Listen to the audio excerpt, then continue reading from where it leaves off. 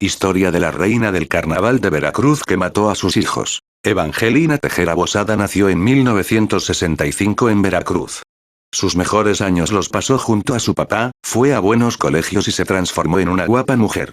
Los atributos que tenía la orillaron a entrar a los certámenes de belleza y fue coronada como la reina del carnaval en 1983, en el puerto de Veracruz.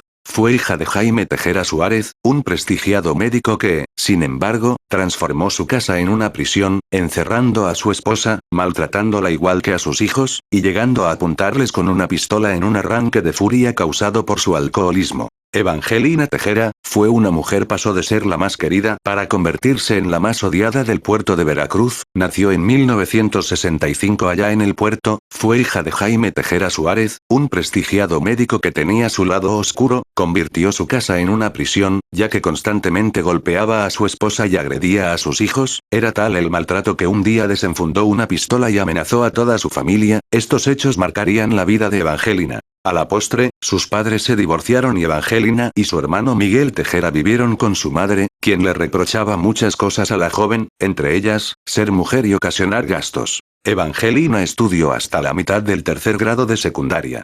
Después se acercó a su padre, quien la convirtió en una sustituta de la madre. Invirtió en ella tiempo y dinero para tratar de pulir su educación. Fueron los años dorados de la chica. Jugaba al tenis, tocaba el piano, asistía a cenas y eventos sociales acompañada siempre de su progenitor. Se transformó en una hermosa mujer con grandes y expresivos ojos verdes.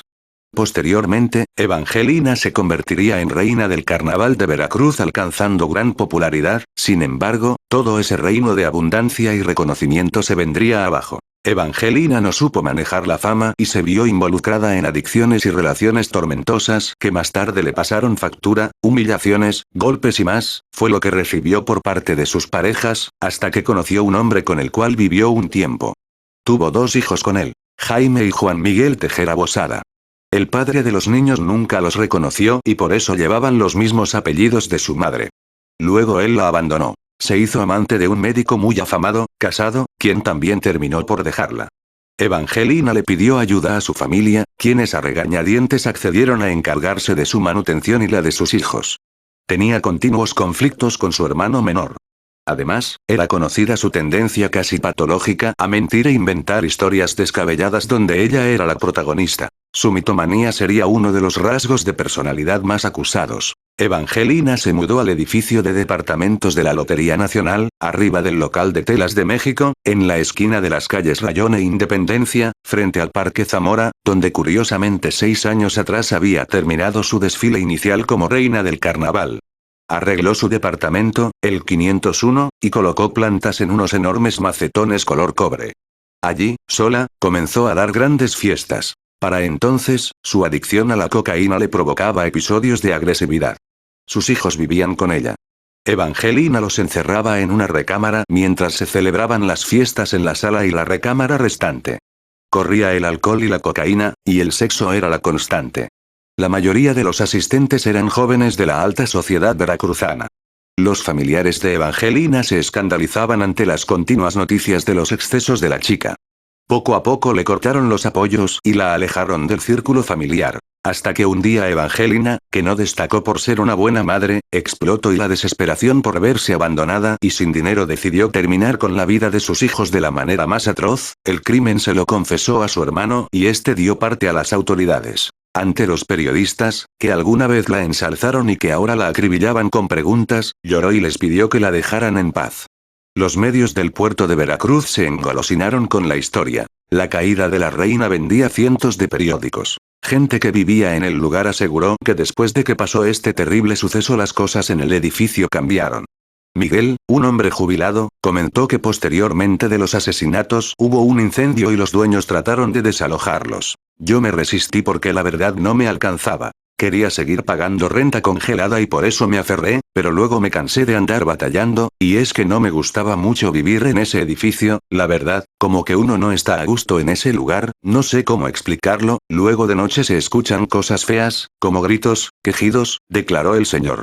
Teníamos una vecina que ya falleció, doña Idalia, que era muy sensible para esas cosas. Ella fue la que llegó a ver a los dos niños, a los hijos de Evangelina, jugando en las escaleras, muchos meses después de que se descubriera el crimen. Yo creo que fue por eso que los dueños dejaron que se cayera todo. A lo mejor querían que ya nadie se acordara de lo que había pasado en aquel departamento, agregó don Miguel. Evangelina permaneció recluida en el Centro de Readaptación Social Ignacio Allende del puerto de Veracruz.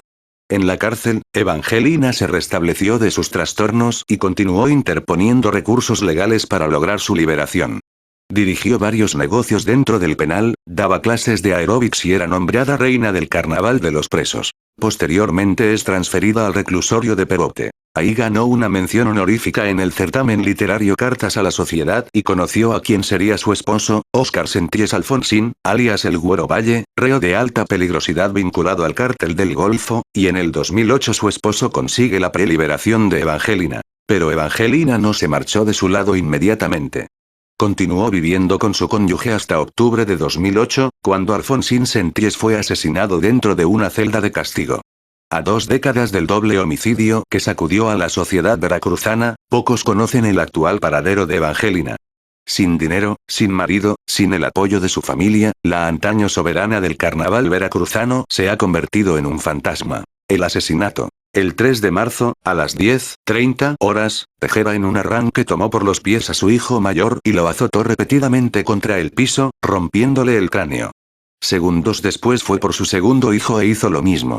Tras ver los cuerpos sin vida quiso esconder la evidencia e intentó cremarlos en su propio horno, pero por el tamaño de los cuerpos este horno lo único que hizo fue cocerlos. Al ver que los cuerpos de los pequeños no habían desaparecido los colocó sobre la mesa, tomó unos cuchillos para cortar carne y los cercenó. Los pedazos de sus hijos los enterró en las macetas de su departamento. Pocos días después el hermano de Evangelina la cuestionó sobre la supuesta desaparición de sus sobrinos. Ella en un momento de quebranto confesó que los había asesinado. Juan Miguel Tejera tomó el teléfono y la denunció con las autoridades. La pena máxima le fue otorgada a esta asesina, 20 años en la cárcel tuvo que cumplir como condena. Dicen que se juntó con las mujeres más peligrosas y aprendió lo peor.